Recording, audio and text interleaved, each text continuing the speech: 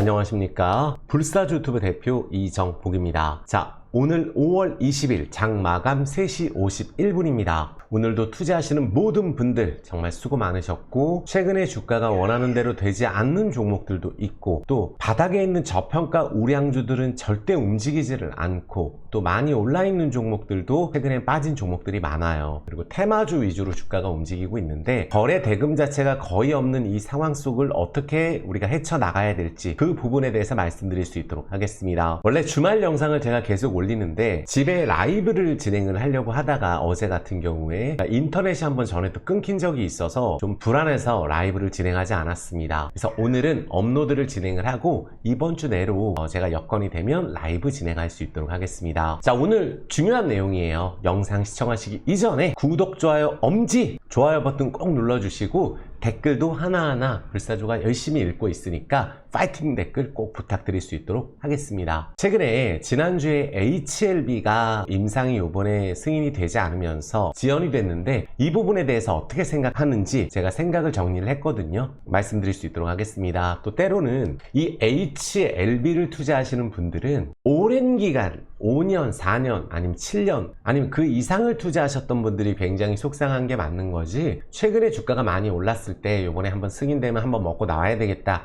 라고 들어가신 분들은 사실 굉장히 단기적인 관점에서 HLB를 진입을 했는데 원하는 결과가 나오지 않았어요. 그러면 이렇게 저는 좀 이따 자세하게 설명을 드리겠지만 이 부분에 대해서 말씀을 드릴게요. 우리가 남의 불행을 가지고 나의 행복을 삼으면 되지 않습니다. HLB가 도전하는 것은 굉장히 저는 위대한 일이라고 생각이 들고, 또 그동안 HLB 굉장히 많이 말씀을 드렸었잖아요, 예전에도. 그러니까 우리가 간암 신약, 어떻게 보면 글로벌 최초, 한국 최초 항암 신약에 도전을 하고 있는 거거든요. 그리고 결국은 우리가 지연이 되기는 했지만 결국은 승인이 될 것이라고 저는 생각하고 있어요. 문제는 우리의 마음, 그리고 주가가 하한가를 2번을 기록했기 때문에 굉장히 지금 정신적으로 쇼크가 올 수가 있거든요. 그 부분에 대해서 한번 말씀드려 보겠습니다. 오늘은 HLB에 대한 자세한 앞으로 대응 방법과, 또 우리가 2차전지 완전 바닥주 포스코 그룹주 있죠? 절대 자신 있는 종목 포스코 홀딩스, 포스코 인터내셔널, 그리고 같이 포함되는 게 2차전지 에코프로, 삼성 SDI, 포스코 퓨처엠, 그리고 바닥에 있는 2차전지 대다수, 그리고 우량주들, 건설주, 또 자동차주, 현대차, 현대모비스, VMC 홀딩스, 그 다양한 자동차 부품주,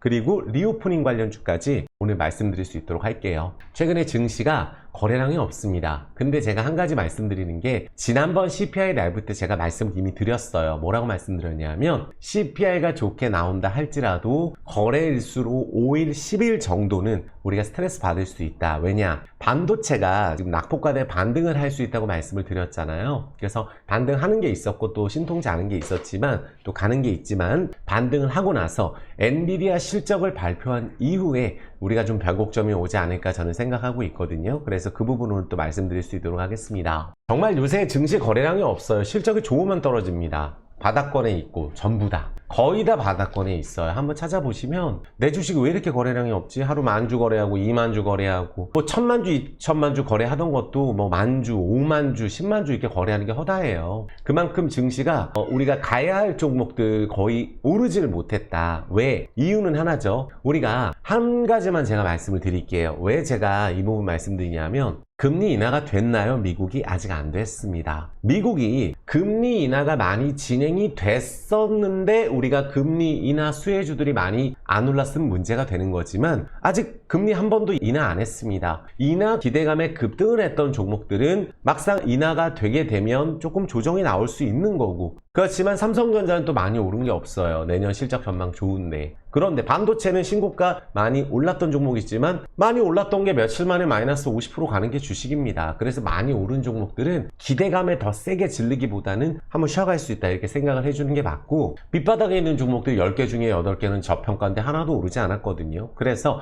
그 종목들이 언제 움직일 것이냐, 이번에 움직일 것이냐, 그 부분에 집중을 하시면 되시고, 제가 이 시간에 말씀드리는 종목은 그래도 제가 또 나름대로 제 기준에서 확신이 있는 종목들만 말씀을 드리는 거예요. 그래서 항상 투자의 판단은 스스로 해주시고 저는 그래도 강단 있게 이유에 대한 설명을 드리고 합당한 이유가 있다면 자신 있게 말씀드릴 수 있도록 하겠습니다. 자, 불사조 유튜브가 많은 분들의 사랑으로 19만 8천 명에서 약간 소강 상태거든요. 요새 제가 영상을 좀 많이 안 올려서 앞으로 자주 올릴 수 있도록 하겠습니다. 많은 분들이 댓글로 파이팅이라고 좀 해주시고 구독 버튼 꼭 눌러주세요. 그리고 멤버십 가입은 꼭 해보시라고 말씀을 드릴게요. 한 달씩 가입이 되니까 저는 매일 합니다. 멤버십 라이브는 거의 매일 한다고 말씀을 드릴게요. 그리고 하루 종일 커뮤니티에서 저의 의견을 피력하면 그게 문자처럼 띠링띠링 가거든요. 그래서 멤버십 가입 꼭 해보시라고 말씀을 드리겠습니다. 자, 오늘 많은 분들이 가장 걱정하는 HLB부터 볼 수 있도록 할게요. 최근에 지수는 이렇게 보시면 돼요. 코스피가 과연 작년 대비했을 때 올랐느냐? 진짜 조금 올랐어요. 1년 만에. 한 70포인트 정도? 우리나라는 그래요. 일본 날아가고 미국 날아갔지만 코스닥은 작년 7월 대비 떨어져 있습니다. 무려 100포인트 이상 떨어져 있어요. 그리고 오르진 않았습니다. 대다수 종목들이. 근데 이런 상황에서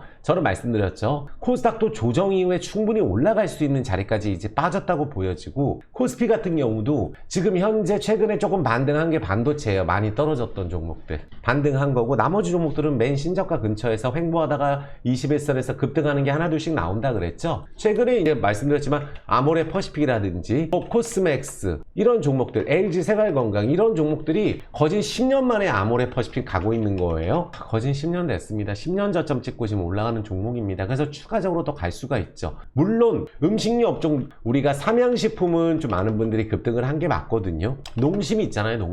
농심도 추세 돌리고 있고 이런 농심 같은 기업들을 전 장기 투자 괜찮다고 전 보고 있어요. 조정 나올 때마다 보셨으면 좋겠고 그나마 HMM 같은 종목들 실적 좋으니까 바닥에서 쌍바닥 찍고 지금 반등하고 나서 자리 만들고 있잖아요. 실적도 괜찮고 대한해운도 실적 좋았죠. 이런 해운주들 조금씩 올라가는구나. HL 만도 같은 기업들 바닥에서 진짜 폭락하고 여기서 마지막 스퍼트 뛰고 나서 지금 반등 들어가고 있고 조금씩 반등을 해주고 있어요. 증권주 키움증권 추세가 매우 좋아요. 삼성증권 이제 바닥 잡아가고 있는 그런 상황이고 오르질 않았어요. 건설이든 어디든 간에 거의 대다수 종목들이 밑바닥에 있고 실적 좋은 기업 요번에 좋은 실적을 발표해도 주가 급등 안 한 게 너무나 많기 때문에 왜 그런지에 대한 부분들은 금리 인하가 아직 진행이 되지 않았고 그 여파가 분명히 있긴 있는 거예요. 근데 금리 인하를 하지 않았는데 주가가 만약에 금리 인하 계속 했는데 바닥에 있으면 문제가 있는 거겠죠. 하지만 그게 아니라고 했을 경우에는 많은 분들 절대 걱정하실 필요 없습니다. 주가가 바닥권에 어차피 있는 종목들은 한번 오르면은 또 주가가 급등하는 경우 많습니다. 그래서 그 부분 생각해 주시고 요걸 한번 보시면 돼요. 아직까지 지수가 바닥인 상황에서 또 2차 전지도 바닥이고 또 코스피가 지금 다른 나라 증시 대비했을 때 하나도 오르지 않은 상황에서 코스닥은 심지어 작년 대비했을 때 150포인트나 빠져있는 상황에서 공매도를 일부라도 재개했으면 좋겠다라는 이런 이상한 소리가 나옵니다. 저는 이 부분에 대해서는 아무리 그래도 개인적인 욕심으로 6월 중으로 공매도 일부라도 재개했으면 좋겠다. 우리 뭐 해결되고 있나요? 확실하게 해결된 거 없잖아요. 그래서 이 부분이 또 긴장이 되는 거예요. 그리고 작년 11월 달에 우리가 정지했는데 제가 전에 말씀드렸죠. 이거 6월 달에 재개하면 노골적인 거라고 선거 끝나고 재개하는 것밖에 되지가 않거든요. 우리 글로벌 메이저 자금이 우리가 유입이 됐나요? 오히려 공매도 금지할 때가 더 난데요. 제가 봤을 때는. 아직까지는 제대로 안 올랐지만 이번에 재개할 거라는 소문이 돌다 보니까 공매도 세력들이 무차익 공매도인지 불법 공매도 치는 그런 주체들이 버티고 있는 거잖아요. 지금 주가 오르지 않은 상황에서 공매도가 재개된다면 당연히 악재겠죠. 이건 당연히 전 재개 막아야 된다고 생각합니다. 물론 비정상적인 테마주 공매도를 할 수 있는 기업들은 급등을 해서 테마 형식으로 급등하는 종목들만 저는 공매도 하면 했지 지금 멀쩡한 기업들 우리나라 어떤 반도체가 됐든 2차전지가 됐든 어떤 바이오주가 됐든 공매도 하면 안 된다고 생각해요. 기초 체력 자체가 우리나라 좋지가 않기 때문에 실적이 나와서 급등하지 않는 게 테마주잖아요. 조선도체도 마찬가지고 요새는 또 구리 관련주가 급등을 하고 있죠. 전에도 설명드렸겠지만 전면 금지를 하는 게 저는 맞다고 보고 있고 뭐 전체 지수 보면은 주요국 중에 가장 낮아요. 그러면 급등한 종목들 테마주만 급등하는 겁니다. 몇 종목하고 반도체도 요새 그냥 질질 내려가는 종목들이 태반입니다. 삼성전자가 뭐 올랐나요? 공매도 때문에 안 오르나요? 공매도 금지했는데도 지금 안 오르는데 공매도 재개하면은 신나서 또 공매도 할 텐데 어떻게 되겠어요? 화장품주, 공매도 금지 효과가 지금 올라가는 이유가 있는 거예요. 대형주 같은 경우도. 그러니까 약속을 했던 부분들이 있죠. 공매도에 대해서는 우리가 세 가지 약속을 했잖아요. 개인기간 공매도 조건 동일, 규정 개선 아직. 그리고 이건 또 문제가 뭐냐면 우리 개인들이 공매도를 치나요? 안 칩니다. 치지도 않는 공매도를 갖다가 뭐 똑같이 하자. 그건 옛날 얘기죠. 옛날에는 그 얘기를 했을 때는 생전 안 됐다가 불법 공매도 걸려가지고 공매도 금지하는 거잖아요. 그러면 뭐 3개월마다 상환하고 다시 치고 상환하고 다시 치고 이런 부분들이 된다면 저는 오히려 뭐 상관없다고 하는데 그게 아니라고 한다면 공매도는 계속 연장하면 그만입니다. 불법 공매도 차단 시스템 전산화 했나요? 안 했죠. 지금 글로벌 IB가 그 사이에 또 걸렸잖아요. 그러니까 이런 부분들이 있어서 아예 1년, 2년 확실하게 개선하고 나서 한번 뭐 시행을 일부 해본다든지 그리고 나서 괜찮으면 전면한다든지 그렇게 해야 되는데 지금은 무슨 뭐 메이저 자금이 안 들어오는 것처럼 공매도 때문에 절대 아니거든요. 일부 종목 재개 안 했으면 좋겠어요. 아예. 그러니까 개인적인 욕심이란 반언도 이건 그래서 확실한 게 아닙니다. 그래서 분위기를 조성하는 것조차도 한번 분위기라면 봐야 되겠다. 눈치가 있으면 지금 분위기가 당연히 아닌 거지 이걸 갖다가 뭐 한번 떠보는 것도 아니고 저는 이거 절대 반대예요. 왜냐하면은 우리가 주가를 올리는 거는 거기 가서 수익 보는 사람도 있어요. 강제로 내리는데 답 있나요? 매도에다 호가 걸고 매도에다 호가 걸고 마음에 안 들면 매수 호가다 집어던지는 무차익 공매도에 대해서는 하면 안 되는 거잖아요. 그쵸? 그래서 담보 비율도 담보 비율인데 이 상환기간 자체가 개인이 하지 않는 게 공매도입니다. 복잡하고 떨어지는 쪽에. 아시겠죠? 그래서 이 결과가 아직 나오지도 않은 거에 대해서 징계 절차 아직 시작도 안 한 거에 대해서 급하게 할 일이 뭐가 있어요. 그렇다고 증시가 막 날아가서 우리나라가 완전히 즐거운 상황도 아닌데 미국 증시를 지금 20년째 오르고 있습니다. 장기 투자한 사람들 잘 되고. 그러니까 말이 안 된다는 거죠. 그 부분에 우리 생각을 해야 됩니다. 그리고 우리가 증시의 바로미터가 이 엔비디아잖아요. 그쵸? 엔비디아가 이제 실적이 나오고 삼성전자 하이닉스가 헐헐 날까? 이 부분도 이제 하이닉스 많이 올라왔거든요. 그래서 컨센서스 실적 상해 전망 지금 코에 걸면 코걸이 귀에 걸면 귀걸이입니다. 지금 실적 계속 좋게 나오고 낙폭과대 종목 중 안에 실적 좋게 나오는데도 급등 안 하는 게 태반이에요. 작업하는 거 아니에요. 미리 올려놓은 거거든요. 그럼 막상 실적이 나왔는데 우리가 뭐 내년에도 좋고 우리가 연말에도 좋고 꽃놀이패가 아니고서야 무조건 올라갈 거 아니고서야 주가가 많이 올랐으면 삼성전자 많이 안 올랐습니다. 8만 원도 아니에요 아직도. 그러니까 여기가 어느 정도 증시를 지켜줄 것이라고 보이고 최근에 조정이 나왔고 SK 하이닉스 많이 오른 게 맞아요. 일단은 그래서 내년 전망 엔비디아의 독점 공급하고 있는 데가 SK 하이닉스, 삼성전자 5세대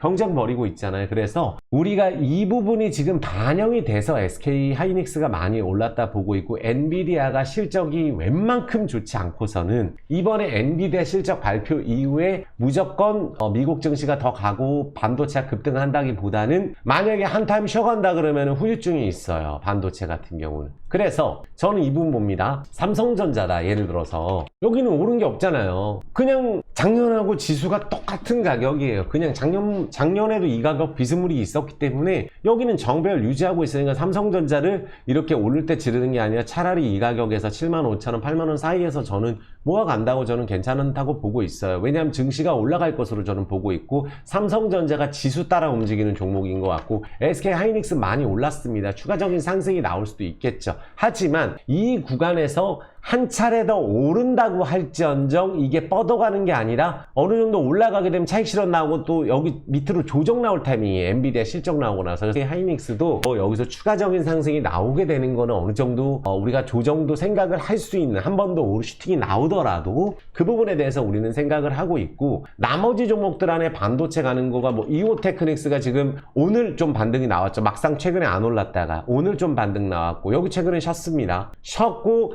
그리고 STI 같은 종목들이 최근에 많이 내려왔다가 반등 들어간 거 정도. 잘 가고 있는 건 이수페타시스예요. 한미약품하고 한미 반도체하고 여기 한미 반도체도 신고가를 뚫지 못했는데 버티고 있죠. 이 정도. 그러니까 조금 더 한두 달 정도 박스를 만들어야 된다고 저는 한미 반도체 생각하고 있고 나머지 반도체는 내려가고 있는 게 또 태반입니다. 그래서 반도체가 반등을 하고 있지만 제가 봤을 때는 어느 정도 주가가 올라온 상황을 우리가 생각한다면 여기서 급하게 따라잡기보다는 우리가 좀 조정이 나올 수도 있다는 걸 생각을 해주시고 그때 나머지 금리 인하에 대한 기조만 이어가면 나머지 바닥에 있는 종목들이 올라가는 거예요. 그래서 우리가 이 부분 보시면 되는데 킹달러의 위축이 됐다고 하잖아요. 원화가 실질가치 1년 만에 최저예요. 근데 이게 원화만 이러냐? 엔화는 더합니다. 그리고 신흥국 화폐 가치는 더해요. 왜? 미국이 금리 안 내리니까. 그러니까 미국이 내리지도 않았는데 지금 다른 나라들이 선제적으로 먼저 금리 인하하는 것도 있어요. 우리나라는 왜 못 내리느냐? 우리나라는 동결을 시켰어요. 미국 금리 올릴 때. 그러니까 조금 더 동결 기조가 이어갈 수 있겠지만 올리지는 않는다는 거예요. 지금 환율이 1,400원대를 기록하고 왔다 갔다 최근 좀 빠지고 있지만 환율이 내려가려면 일단 금리 인하가 진행이 돼야 되고 전쟁에 대한 부분들 러시아 우크라이나 전쟁이 끝나게 되면은 반드시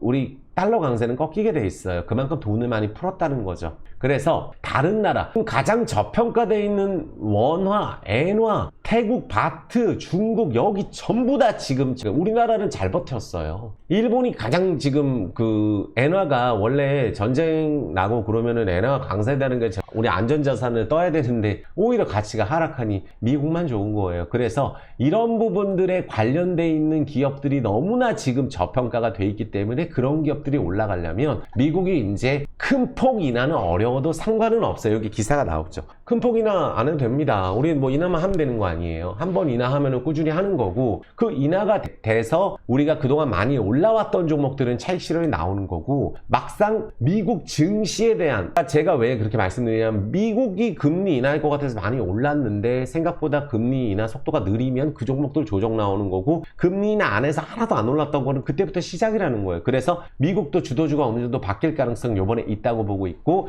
반도체가 전망이 좋긴 하지만 쉬어가는 구간에 저평가 우량주들이 올라가는 타이밍이 이번이라고 저는 생각을 하고 있어요. 인플레에 대한 거는 우리가 유가 내려가면 되는 거거든요. 그래서 우리가 지금 미국 빚이 어마어마합니다. 그래서 미국 증시 반도체 제가 말씀드렸죠. 요번에 또 이렇게 돼서 지금 여기 5천까지 오긴 왔거든요. 왔는데 여기서 만약에 이걸 여기 또 한마디를 더 그려간다? 굉장히 저는 어렵다고 보고 있어요. 그런데 만약에 한 차례 여기서 더 랠리가 이루어진다? 라고 했을 경우에는 후유증이 또 클 수 있어요. 조정을 안 하고 올랐기 때문에 미국 증시 반도체가. 이해되셨죠? 그래서 CPI 발표하고 나서 어느 정도는 횡보, 한 5일에서 10일 정도는 반도체가 반등할 수 있는 시간이 올 수 있다. 이 부분에 대한 것만 우리가 기억을 해주시면 됩니다. 됐죠? 그래서 지수에 대한 부분들 걱정하지 마시고 투자하는데 두려워하지 마시고 오르지도 않은 종목들 매도할 사람이 없어요. 하도 바닥이니까 안 가니까 정리하고 나중에 올라가면서 사야지 하는 대기자금이 아주 많습니다. 아시겠죠? 그래서 최근에 글을 뜨고 있는 데가 어쨌든 신흥국이 신고점, 제가 인도 좋다고 말씀드렸잖아요. 인도 같은 경우는 나중에 환율 때문에 지금 효과가 둔화되고 있지만 신흥국이 오히려 신흥국도 이제 달러 강세 꺾이게 되면은 환율 효과 때문에 투자하면 또 이득 보는 부분들 분명히 있을 거예요. 그래서 신흥국이 또 뜨고 있다라는 부분들 금리 인하하게 되면 뜰 거다. 그래서 그와 관련된 기업들 뜰 거다라는 걸 우리가 생각을 해주시고 오늘은 가장 중요한 일단 HLB하고 핵심 종목만 갈 수 있도록 하겠습니다. 자, 물 한 잔만 먹겠습니다. 항상 영상 시청하시면서 지금 보시는 분들 좋아요 버튼 꼭 눌러주시고 시청 부탁드릴게요. 자, 그렇다면 이제 어떤 부분을 보시면 되냐면 자, 우리가 HLB 쇼크가 진정이 될까라는 부분이에요. 그러면 HLB 쇼크가 진정이 될까 팩트 체크 해보자고요. 자, HLB 주주님들은 그냥 요 장기로 보시는 분들 요것만 보시면 돼요. 어차피 지금 단타 보시는 분들은 지금 뭐 오늘 하종해서 정리한 보신 분들도 많으실 거고 오늘 만약에 하한가가 풀렸어도 하한가가 다시 한번 걸릴 수 있다는 건 예측을 할 수 있었던 부분이거든요. 그래서 리버셀은 신약허가 실패 아니죠. 재도전 회사 측 일부 지연을 오해라고 했는데 여기서 한 가지가 문제가 뭐냐면 무조건 성공이라고 거의 얘기를 계속했어요. 여기 진양금 회장님께서 이거는 무조건 통과다. 그래서 무조건 다 승인될 거라고 그런 부분들이 반영이 돼서 엄청난 매수세가 들어왔고 중간에 뭔가 한번 급락이 나온 적 있죠. HLB가. 이때도 루머에 대해서 강력하게 대응한다고 한 적이 있어요. 여기 보이시죠? 여기 3월 13일 날 마이너스 15% 갔을 때 이때도 루머에 대해서 강력대 무조건 승인되는 것처럼 이야기가 진행이 됐단 말이에요. 그래서 주가가 줄기차게 3개월 동안 이만큼 올라줬어요. 한 작년 6개월 동안. 그러다 보니까 이 가격에서 또 심지어 주가 급락하기 전에 한 번 또 급등을 시켰죠. 호재 내면서. 그래서 이게 신고가를 반드시 뚫고 갈 자리에서 똑같은 자리에서 만약에 여기서 호재가 나왔으면 한번 위로 가서 거래가 터졌겠죠.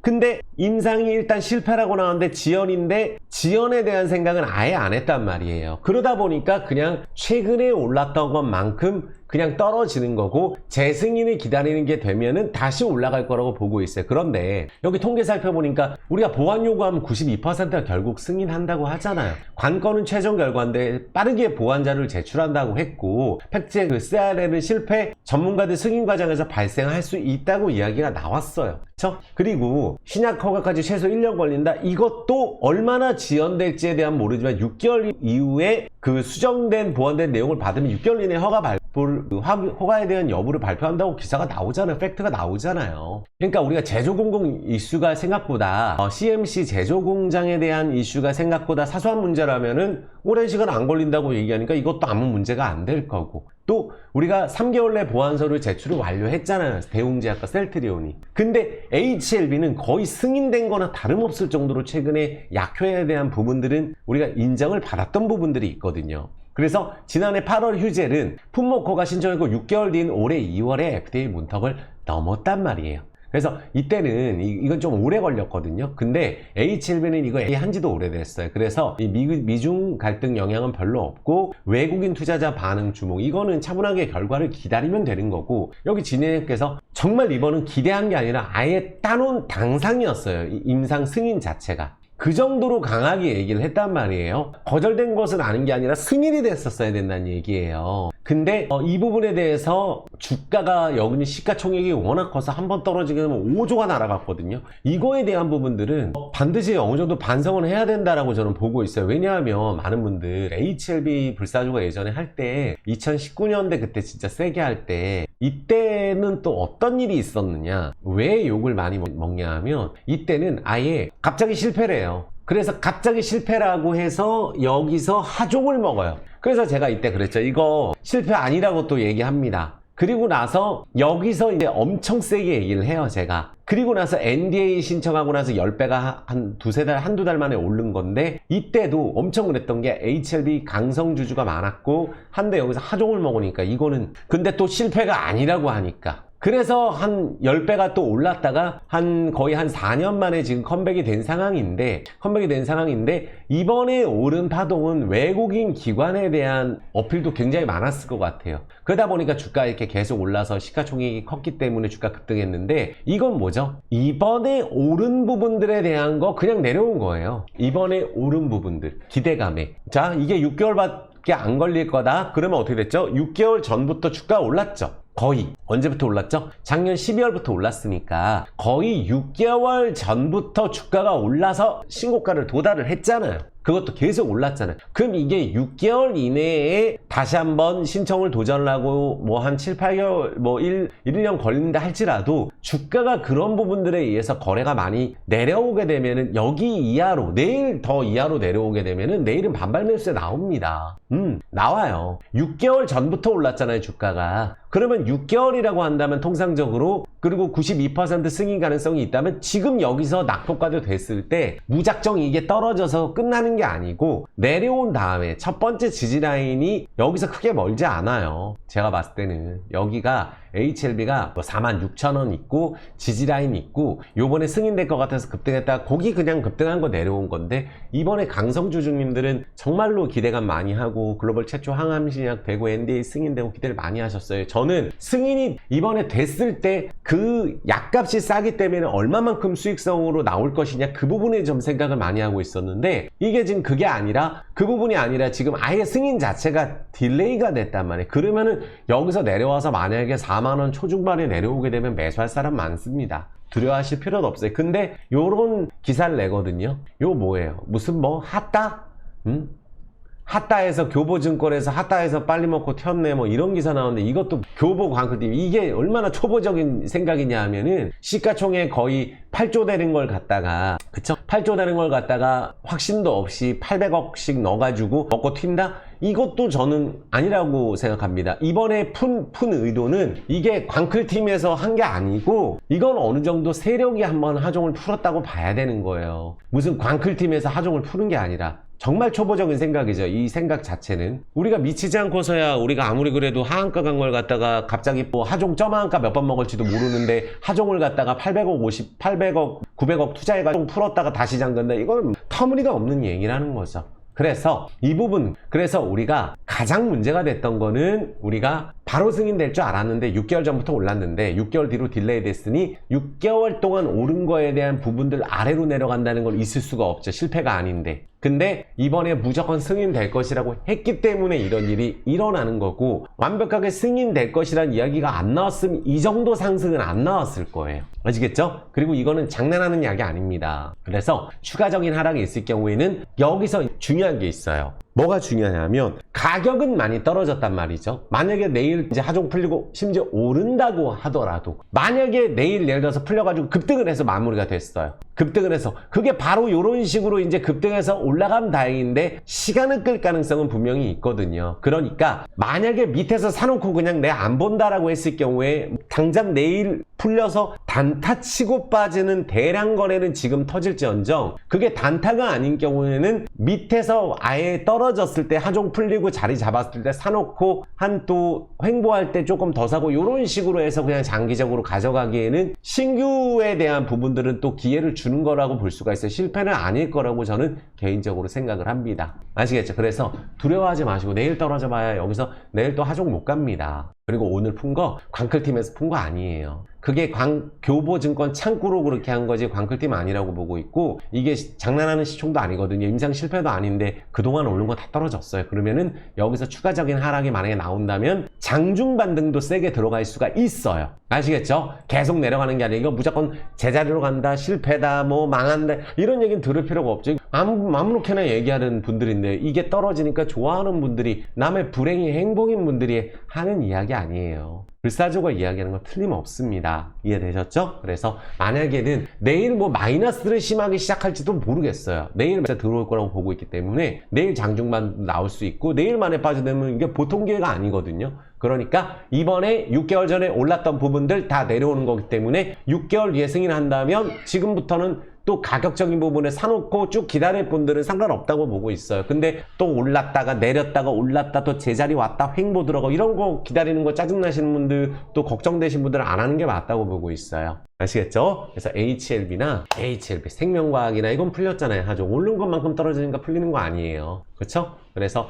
전체적으로 봤을 때 지금 이미 많이 조정이 나왔다라는 부분들 보고 그냥 가실 분들은 가시고, 이 약에 대한 건 진짜거든요. 리보세라닙이 문제가 있는 게 아니에요. 무조건 승인이라고 했기 때문에 문제가 되는 겁니다. 이해되셨죠? 자, 이해되셨으면 구독, 좋아요 버튼 꼭 부탁드리겠습니다. 불사조가 한 번씩 영상 HLB를 워낙 많이 물어보시기 때문에 한 번씩 찍을게요. 그리고 우리 포스코 홀딩스, 자, 제가 이제는 이 부분 말씀드릴게요. 포스코 홀딩스에 대한 기업 분석에 대해서 너무 많은 부분들을 말씀을 드렸죠. 솔직히 이게 부진할 거 알고 있었고, 2차전지 생산 능력 확대한다는 계획도 알았고, 우리가 너무 많이 생산하려고 했던 니켈도 반으로 줄인다고 했고, 업황이 둔화됐고 리튬 가격 최저가 찍고 반등 좀 했었었고, 철강주도 중국 경기 회복되면은 올라갈 수 있을 거고, 철강주도 저평가 섹터에 들어가 있고, 업황 조정기를 기회로 보는 게, 우리가 리튬 같은 경우는 우리가 차세대 기술은 맞잖아요. 그 중에 가장 우리가 진심으로 하고 있는 데가 포스코 홀딩스가 맞고, 자회사의 가치 포스코 인터, 포스코 우리가 퓨처엠, 포스코 인터 같은 경우도 밸류체인이 우리가 본격적으로 에란지풀 같은 경우는 시너지가 확대될 수 있는 데를 가지고 있고, 그러니까 저는 포스코 인터에 대한 기대감이 굉장히 큰 거예요. 우리가 중국이 히토류 시장도 장악하고 있는 상황에서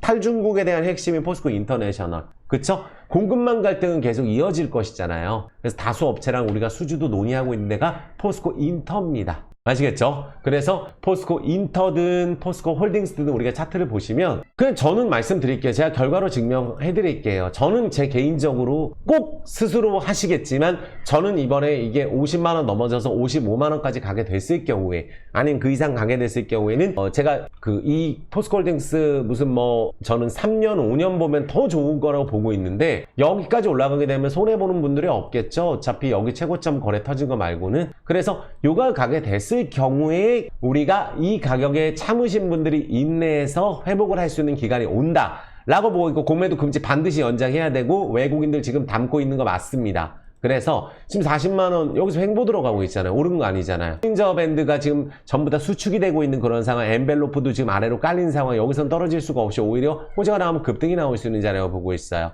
그래서 포스코 홀딩스를 제가 37만 1,000원 여기서 편입했잖아요. 시초가에 30만 3,000원에 방송에서 실제 편입이 아닌 잘 올라가고 있어요. 걱정할 필요 없습니다. 급등 안 나왔습니다. 거래 터진다고 저는 보고 있고 포스코 인터내셔널이에요. 이건 아주 잘 가고 있죠. 불사조가 언제 편입했냐면 방송에서 이날 시초가예요. 42,400원에 편입했습니다. 47,600원 아주 잘 올라가고 있고 오늘 또 기관들 매수 들어왔죠? 그쵸? 그러면 여기서 2위에 거래 터지게 되면 지난번 여기 고점 거래 나왔을 때보다 훨씬 더 많은 거래량이 나올 거라고 보고 있고 상한가 칠 수 있는 그런 힘을 갖고 있는 게 포스코 인터내셔널이에요. 그래서 연봉상으로 봤을 때 작년에 대량 거래 상승 양평 나오고 올해 밑에서 올라가고 있고 월봉상으로 월봉 20월선 딱 찍고 올라가는 자리이기 때문에 여기서는 제가 봤을 때 한번 쏘게 되면은 저는 지금도 좋다고 보고 있고 언제까지 계속 좋다 그럴 거냐 하면 여기서 주가가 급등을 해서 만약에 6만 원 언저리를 돌파하면서 7만 원 사이까지를 가게 되면 전고점까지 바로 가는 건 어렵다고 보고 있기 때문에 그런 대량 거래는 필연적으로 나올 수밖에 없는 기업이 포스코 인터내셔널이라고 보고 있어요. 매우 좋은 자리라고 전 보고 있습니다. 그래서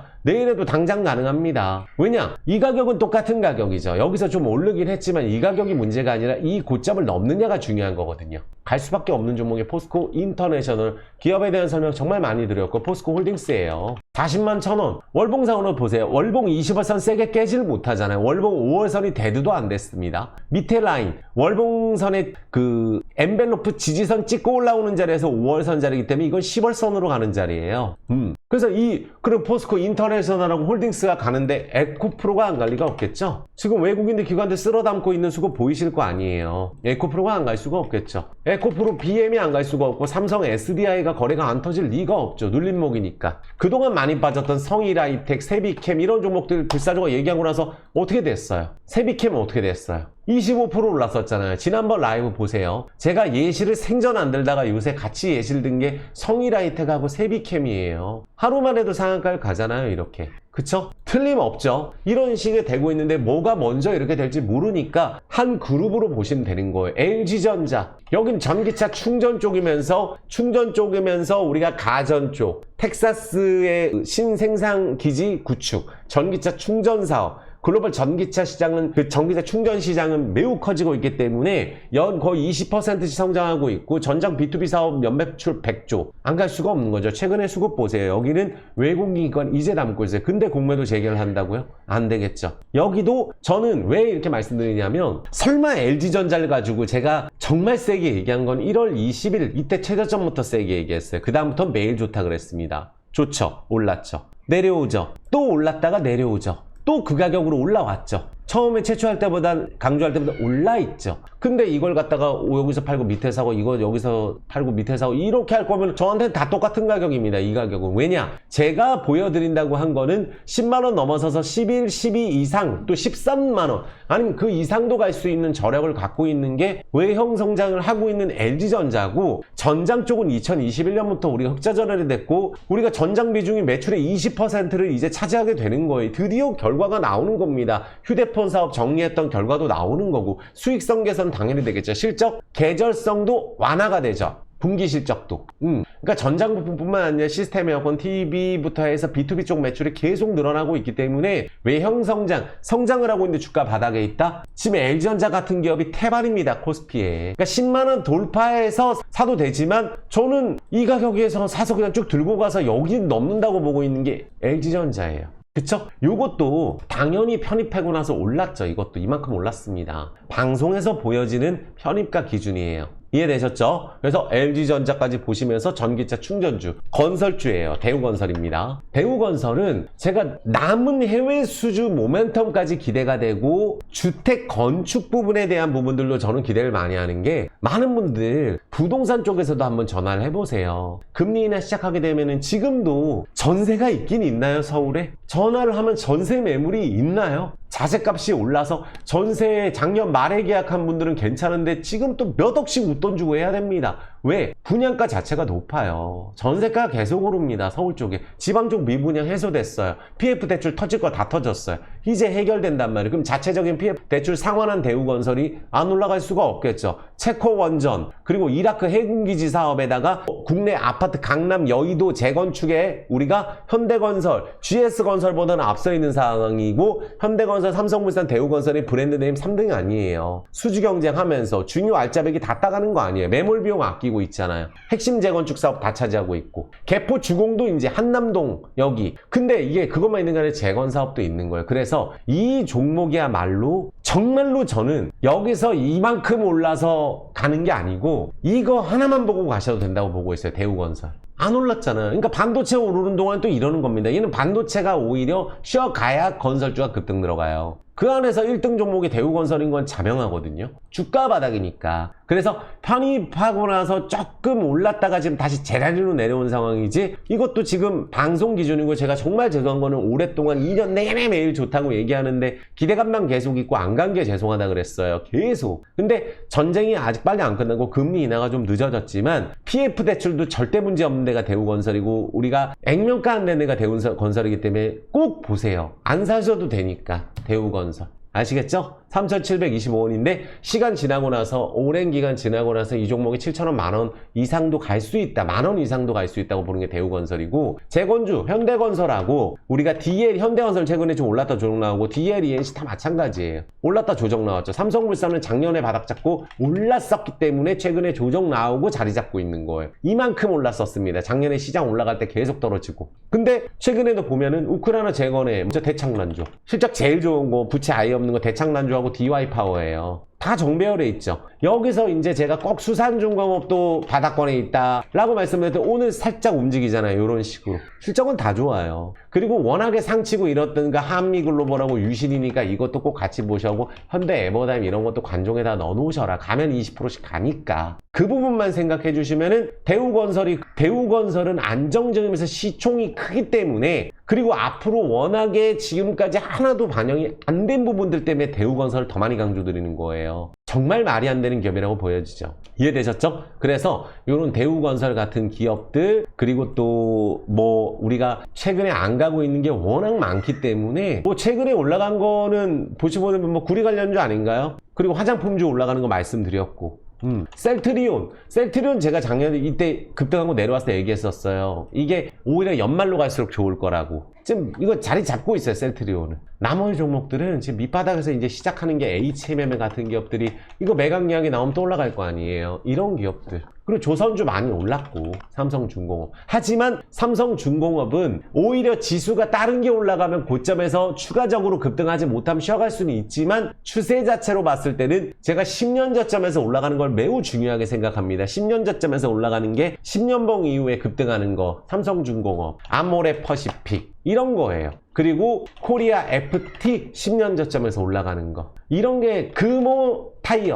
10년 저점에서 올라가는 거예요. 10년 연봉 10년방에서 급등하는 게 왜 그러냐면 실적이 좋아지니까 요번에 오른 거예요. 그래서 금호 타이어 같은 기업들이 만약에 추가적으로 조금씩 요 21선 아래에서 좀 시간 끌고 있으면은 다시 올라갈 종목으로 보고 있어요. 10년 만에 터는 기업이에요. 이런 기업들이. 그래서 10년봉 말씀드리는 것 뿐입니다. 그래서 이 부분 보시고 자동차주, 현대모비스 이런 기업들이 지금 하나도 안 올랐다는 걸 생각하시, 조정 나왔잖아요. 현대위아가 갔나요? 안 올랐습니다. 현대차 오른 다음에 지금 다시 올라가려고 하고 있죠. 그럼 현대모비스 이제 차 가는 거예요. 현대위아도 가는 거고. 현대공업 실적 제일 좋은 기업만 제가 강조 드리는 거예요. DY 제일 좋잖아요. 실적. MS오토텍은 이번에 순이익 거의 500억 나왔어요. 명신에 대한 적자가 있어도 명신산업 가치가 워낙 좋은데 순이익 분기에 500억 나오는데 1년이면 2천억인데 이게 지금 시가총액이 1900억을 거래하는 게 이게 사기 아니고 뭐겠어요. 저는 그래서 이번 1분기가 작년 1분기보다 순이익이 훨씬 좋습니다. 그러니까 이런 기업들이 정말로 이제 반도체가 갈 때 가는 거기 때문에 MS오토텍은 여기 금방 갑니다. 하루만 해도 갈 수 있어요. 5,200원만 넘었으면 박스 상단으로 가는 거거든요. 그리고 전고점으로 가는 거기 때문에 이런 기업들까지 우리가 시간은 오래 걸리고 하지만 최근에 거래량이 없습니다. 거래량 없는 기업들이 워낙에 바닥인데도 실적이 아무리 좋아도 소용이 없어요. 대형 같은 기업이 정말로 실적이 얼마나 좋은가요? 그래서 이런 기업이 상치면 서로 사요. 대형 같은 기업들. 왜? 상한가침도 사는 분들 있잖아요. 대형 같은 기업들 이게 실적이 얼마나 좋은지 한번 보시면 나와요. 안 좋은 기업도 안 합니다. CJ-CGV 올리브 네트워크스 이야기만 기다리고 있어요. 이것도 편입하고 나서 또 수익 요만큼 났었는데 이것도 유증 이후에 유증가 아래로 안 내려가는 물량이 소화가 됐고 내려갈 이유는 1도 없는 기업이 이 CJ-CGV예요. 내려갈 이유가 1도 없는 기업입니다. CJ-CGV는. 왜 그러겠어요? 아니 올해 무조건 턴하고 실적 좋아지고 1000만 영화 계속 나오고 있고 인건비 줄여놨고 부채 줄여놓고 올리브 네트워크스가 11,000원에 갖고 가는데 이거 이상 안 가겠어요? 그러니까 제가 이거 절대 매물대라고 보는 건 여기서는 뭐냐면 가격이 바뀌었기 때문에 권리락이 있었기 때문에 뭐가 기준이냐 하면은 기관들이 절대적으로 물린 가격이 12,000원에서 15,000원이에요. 수천억씩 물려있는 가격이. 근데 지금 이것도 10년 만에 턴하는 자리거든요. 그래서 이 종목은 중장기적으로 들고 갔을 때 빛을 발할 수 있어요. 왜냐하면 단기적으로는 이게 올리브는 네트워크스 호재 기다리고 있는데 급등 들어가게 되면 8, 9천원 만원 찍게 되면 또 여기서 유증받은 분들이 2배 올라 떨어지는 거기 때문에 이 가격 8, 9천원, 8천원에서 만원 라인을 찍은 다음에 시작이라고 저는 보고 있어요. 꼭 그렇게 될 거라고 보고 있습니다. 말도 안 되는 거죠. 지금 안 가고 있는 게. 시장하고 관련 없습니다. CJ-CGV. 그리고 마지막 종목으로 물 한 잔 먹겠습니다. 오늘은 제가 영상을 좀 짧게 찍으려고 그랬는데 벌써 45분이네요. LVMC 홀딩스예요. 저는 이거 오늘 사실 이 부분 말씀드릴게요. 여기서 왜 이런 행동을 할까요? 왜 그러냐 하면 이 같은 종목들이 저는 이제는 완전히 오늘 바닥 찍었다고 보고 있거든요. 저는 이번에 이걸 강하게 치고 올라가서 전고점을 갈 것 같아요. 뛰어넘을 것 같아요. 우리 메타바이오메드 그렇게 되지 않았나요? 결국 신고가 가는데 한 3일이면 되지 않나요? 올라갈 때 여기서 거래 없이 종가 밀고 이번에 여기서 땡겨버리고 가기 전에 이거 왜 이렇게 밀었을까요? 그냥 땡겨버리는 거예요. 이게 반등 거의 30% 이상 반등해버려 전고점으로 가려고 그러고 성장하는 기업이죠. 오를 때는 우리가 떨어지는 기간이 길고 오를 때 며칠 만에 띵 오르는데 어떻게 이런 일이 일어나냐는 거예요.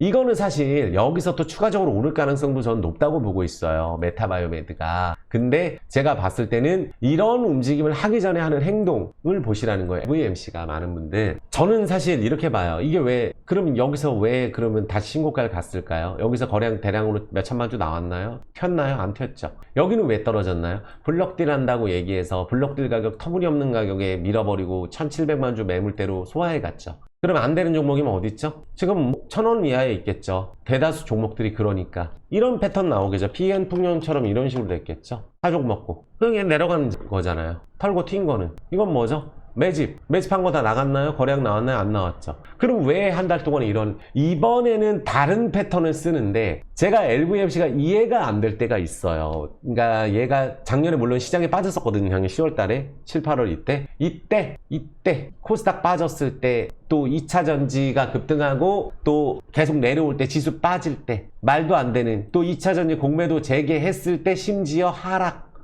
3% 막 4% 하락해요. 그리고 나서 신고가 50% 바로 오르죠. 그리고 작년에 유무증 상장했을 때 이상했을 때 그리고 나서 2.4배가 바로 오릅니다. 그럼 지금 뭐죠? 여기서 이런 행동을 누가 만들었을까요? 신고가를. 우리가 만들었나요? 아니죠. 아닙니다. 의도가 있는 거예요. 그러면 여기서 다시 떨어진 거는요.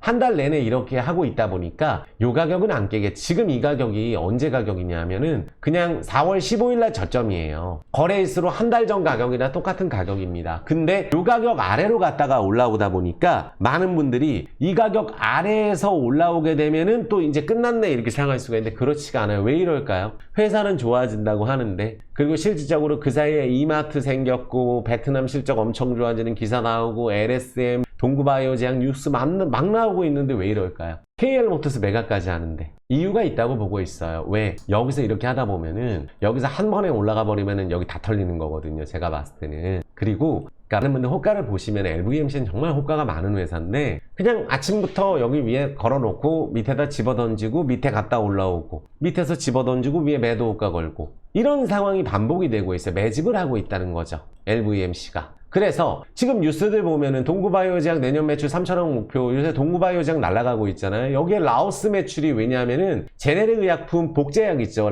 앞으로 LVMC랑 하는 거예요. 동구바이오제약이. 그래서 주가 급등을 했죠. 최근에 여기서. 급등을 했잖아요. 동구바이오 제약이. 그러면 여기가 지금 잘 나가면 진짜 라오스에서 의약품 판매 병원까지 생각하고 있고 쇼핑몰에 지금 짓고 있는 게 완공이 되고 대기업들 다 들어간다고 말했잖아요. 그쵸? 그리고 실적 정상화되고 있고 현대차, 기아차 거의 뭐 최고급으로 팔리고 있어요. 지금 환율이 최고가인데. 근데 라오스 끼의 가치가 올라가면 현대차 훨씬 많이 팔립니다. 지금 차값이 3배 올라 있는 가격인데도 거의 사상 최고 팔린다는 얘기거든요. 그쵸? 그럼 앞으로 실적 좋아질 건 자명한 일이고, 관광산업은 팬데믹 이후에 사상 최대 베트남하고 라오스가 직항까지 연결됐고, 라오스가 고속철도 연결되고 나서 우리나라 관광객이 가장 많이 증가한 나라가 라오스예요. 라오스에서 우리나라 일하고 오는데도 사상 최대입니다. 라오스 국민들 소득 늘어나겠죠. 그러면 라오스 법인이 구조가 크게 개선이 되고 실적 턴어라운드 된다고 나오잖아요. 베트남 성과 되고 있고, 유통 여기는 아예 장악했고, 유통하고 물류하고 자동차 쪽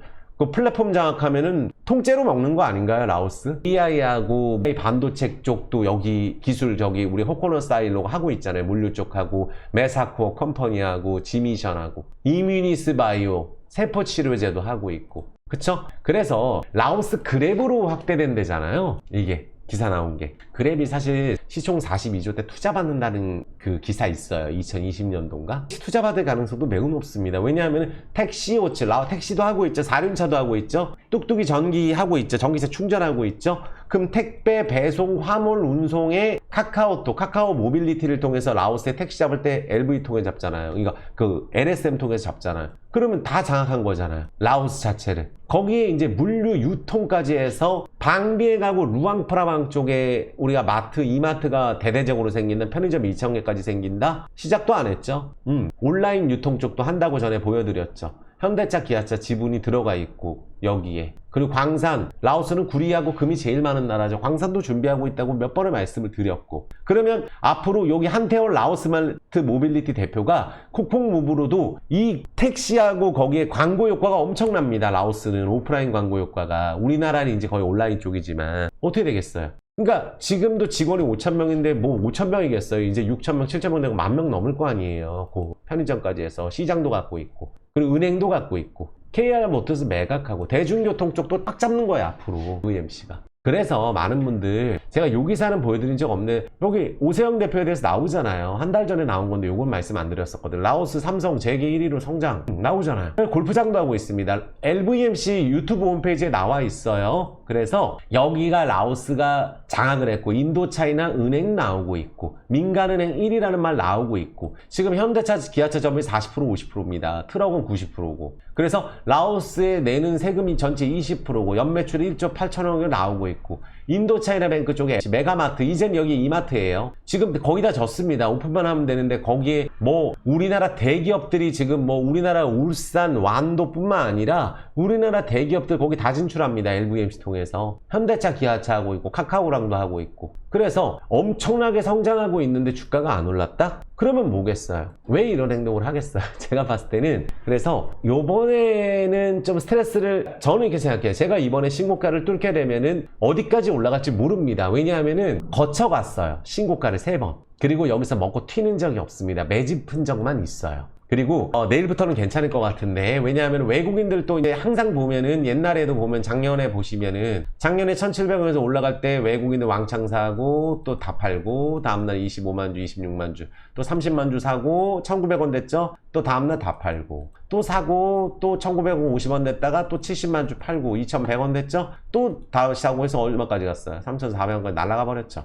다 팔고 기관들 최저가에 다 팔고 또 상장될 때 있는 사실 그대로 보여드립니다. 여기 유무상증자 상장됐을 때 나오잖아요. 수급. 그래서 얘는 거의 공식처럼 그런 행동을 하고 있거든요. LVMC가 작년에도 기관들 수급 보면은 그럼 뭐겠어요. 그러니까 저는 제가 봤을 때 지금 현재 흐름으로 봤을 때 이 가격은 올 가격이 아닌데 의도적으로 밀었어요. 의도적으로 제가 봤을 때. 그럼 뭐죠? 20에선 도전하는 거 곧 나오겠죠. 그리고 실적 발표는 5월 30일 전에 아무 때나 발표할 거거든요. 5월 말 전에. 왜냐면 얘는 해외 상장 기업이기 때문에 5월 말 전에만 발표하면 되는 거예요. 그러면 그게 이제 시작점이 되겠죠. KR모터스 매각 들어가죠. 공장 700억에 내놨죠. KR모터스. 그러면 이제 500억 들어오죠. 지금은 순이익 적자라는 게 KR모터스하고 환차손 때문에 그러는데 손상차손 KR모터스 안 나오게 되면 순이익조차 100억, 200억씩 나오면서 매출이 기하급수적으로 늘어나는 거예요. 이마트 때문에. 전기차 충전이나 이런 이건 베트남 이런 거 빼고 얘기하는 겁니다. 미얀마도 이제 적자날 일 없다 그랬어요. 캄보디아 쪽하고.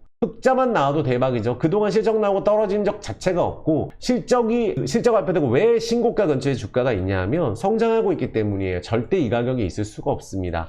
우상향을 왜 하느냐? 회사가 적자가 나더라도 성장을 하니까. 그러면 연봉상으로 10년봉에 있는데 여기서 100%가 터졌나요? 안 터졌죠. 그래서 4, 5천 원까지도 충분히 이상 갈 수 있고 얼마까지 오를지 모른다는 거. 회사 성장 속도로 봤을 때 월봉 120원 강하게 뚫는다고 저는 보고 있어요. 이번에 제가 결과로 보여드린다고 말씀은 드렸는데, 그래서 이번에 또 가다가 또 이렇게 돼갖고 지난주에 한 4% 떨어졌거든요. 이게 정신적으로 타격이 좀 큰 거예요. 4% 떨어지고 오늘도 밑에 갔다 오다 보니까. 근데 올라갈 때 한 방에 올라가면 되는 거죠. 올라갈 이유는, 떨어질 이유 있나요? 그럼 지금까지 설명드린 내용 자체가 전부 틀린 내용이 아닌데요. 회사가 신고가 근처에 있고 연봉상의 10년봉으로 뻗을 수 있고 10년 만에 완벽하게 시가총액으로 봤을 때 LVMC가 시총 1조 5천억일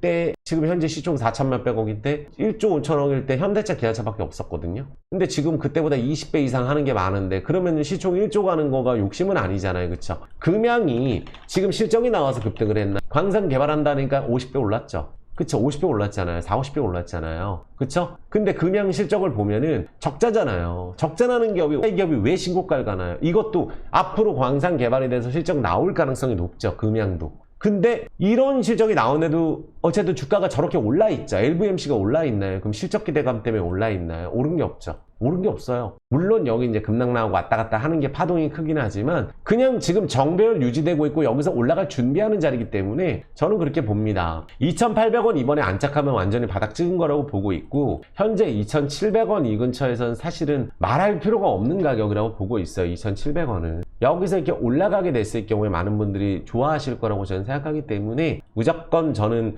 회사에 대한 성장성이라든지 이런 내용들은 있는 사실 그대로 말씀드렸고, 이번에 정말로 잘 돼서 많은 분들 기뻐하실 수 있다라고 저는 생각을 합니다. 그래서 맨날 이제 기대하고, 왜냐면 제 목표가 이런 게 아니다 보니까 항상 좋다고 말씀드려요. 아니 여기 뚫고 날아가야 이제 예를 들어서 뭐 이제 제대로 가는 거 아니에요. 그래서 저는 개인적인 생각을 말씀드리는 거니까, 또 이 부분에 대한 내용들, 회사 성장하고 좋아지는 건 틀림없는 팩트에 이제 KR모터스 매각까지 마무리되기 때문에 거칠 것이 없다고 보고 있어요. 이해되셨죠? 그래서 확실히 2,700원은 사실 말하고 싶지 않은 가격이고, 800원 넘어가서 안착되면 이제는 다시 3,000원 금방 넘어가서 하루 이틀 만에 정고점 찍어서 돌파할 것이라고 저는 개인적으로 생각을 합니다. 자, 됐습니다. 그래서 우리가 원하는 대로 주가가 안 되고 최근에 이제 거래량이 없고 하는 것도 맞아요. 하지만 제가 말씀드린 내용 자체에 대해서 어떤 종목이 됐던지 간에 주가 급등을 하면 좋겠죠. 빨리빨리. 근데 원하는 때 급등 안 한다고 해서 내용이 달라진 건 아니죠. 먹고 나간 것도 아니니까. 지금 대다수 좋은 기업들이 안 가는 게 맞습니다. 그래서 그런 부분들 CPI 라이브 때도 제가 말씀을 드렸었고, 반도체 한 5일, 10일 정도 지나야 된다, 거래일수로. 이 부분 지나고 나면 오히려 엔비디아 실적 발표를 기점으로 해서 또 제가 바닥에 있는 종목들이 움직이기 시작하는 거는 반드시 그렇게 될 수밖에 없다. 다만 공매도 금지는 연장이 돼야 된다. 이 부분 말씀드릴게요. 자, 구독, 좋아요, 엄지 부탁드리겠습니다. 좋아요 버튼 꼭 부탁드리겠고, 멤버십 가입은 유튜브에 하셔야 돼요. 그래야 라이브를 매일 볼 수 있거든요. 그리고 커뮤니티에 문자처럼 하루 종일 제가 알람을 해서 적어서 보내드리기 때문에 유튜브에 안 하시면 안 됩니다. 멤버십 가입은 하루 4,000원이라고 말씀드리면서 꼭 가입해 보시라고 말씀을 드릴게요. 할 줄 모르시는 분들만 010-952-5453으로 문자 주시면 되겠습니다. 수고 많으셨습니다. 사랑합니다.